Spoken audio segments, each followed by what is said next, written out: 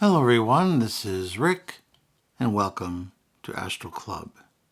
This is Mourning for Loved Ones. Before we get into it, just want to mention Patreon. If you'd like to join Patreon, you can do so because there is a link in the description. And when you join, you get a new Patreon chat where you can chat with other Patreon members. You get advanced commercial-free episodes on Sunday, and of course we can talk back and forth, and you can offer your experiences, and I can reply to your questions. And if you're interested, once again, there is a link in the description. Next up, private lessons. If you'd like a private lesson to learn how to astral project, I'm more than glad to work with you. All you have to do is go to the description section and see an email there and go ahead and request some further information. Just want to thank everyone for all your healing prayers and the energy that you sent my way. I really appreciate it for healing. Okay, mourning for loved ones. Most of us have lost loved ones sometime during our lives. It's not always a surprise, but it's always shattering when it comes. You feel this emptiness. First of all, you feel like it's not real. You go through the stages of grief probably.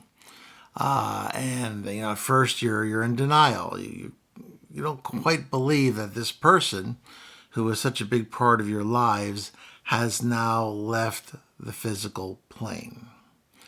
And even if you're someone with spiritual beliefs, or you're an astral projector and you know that life does not extinguish when the physical body does, it's still very natural to feel sorrow.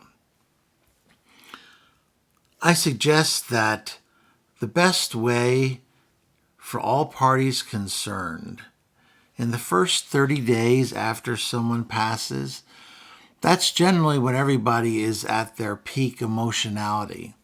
It also is a time where normally the person who has deceased is saying their goodbyes.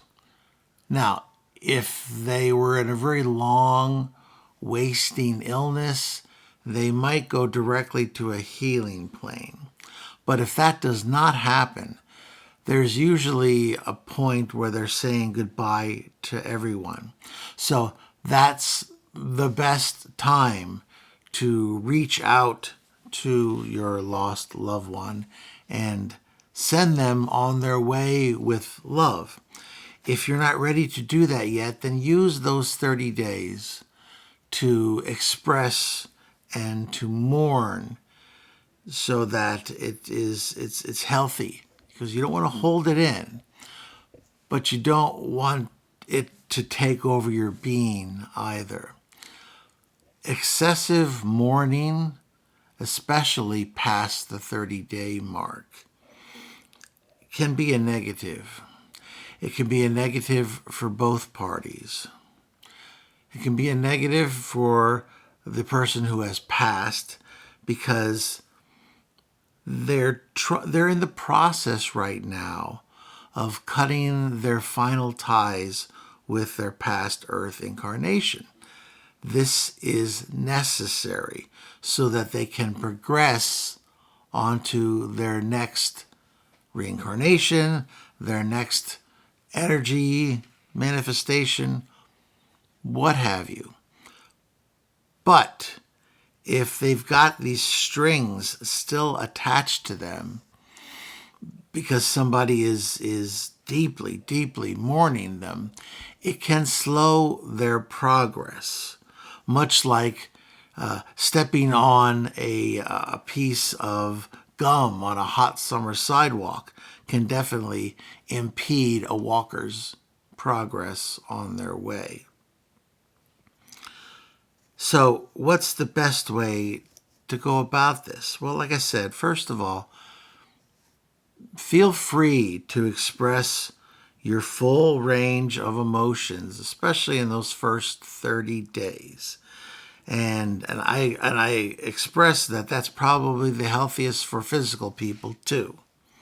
I understand you might be numb for the first week or something, but generally, sometime at least after that, you should feel sorrow and allow it to be expressed. To cry and to mourn and to get all of that out of your system. It's necessary. It's part of the human experience. There's nothing to be ashamed about. It's just part of who we are and what we do. We know there's an existence afterwards, but we mourn the fact that we can no longer see this person and see their smile or listen to their voice on a day-to-day basis. But when those 30 days are over, you must try your best to turn your sorrow, your agony, into something positive. Turn those heavy emotions into something light, wishing that soul's journey to be a speedy one, to be a light one, to send them love, without strings on it, just love, just sending it to them.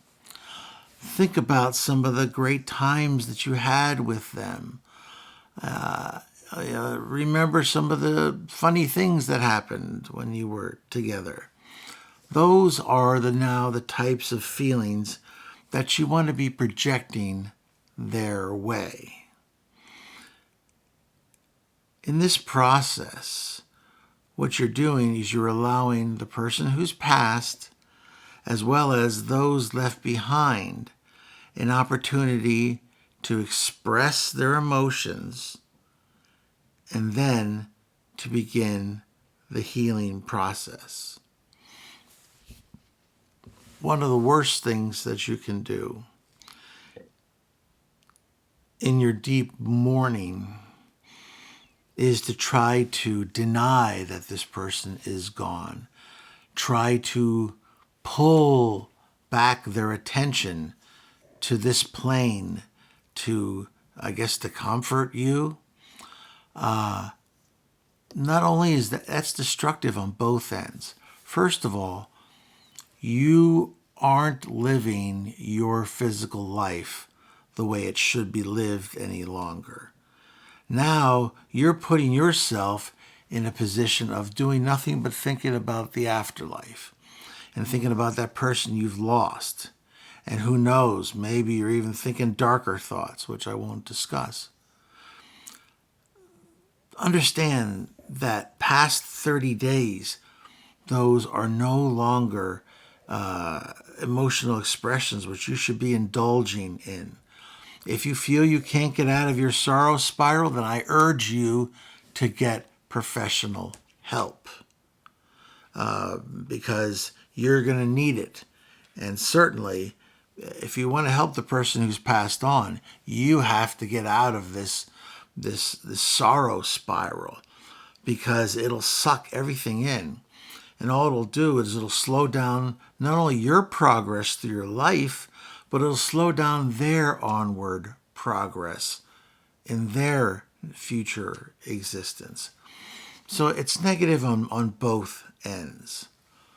So when that occurs, and it's unfortunate, but it occurs in all of our lives when we lose someone who is close to us. Allow yourself to mourn. Take those 30 days and allow yourself to mourn and to get all that out and to say your goodbyes. That's the best time. But once those 30 days are over, either get help professionally to move on or to start moving on yourself. Move on to your daily activities, whatever they are. Get out of bed, get dressed, take a shower, go to work. Do your daily activities. Spare idle thoughts for that person who has passed on, and send them a little jolt of love, unattached love, just love you, feel free to advance, I'm setting you free with love type of thing. Realizing that they're not really gone any more than your loved one, your husband, your wife, your child. They go away on a trip somewhere and they're gone for a period of days, weeks, months, and sometimes years if they're in the military, for say. They're out of your sight, but they're not out of your mind. And they're still here. They're still present for you in some shape or some way or shape. So think of the person who's passed as someone who's now on an extended trip.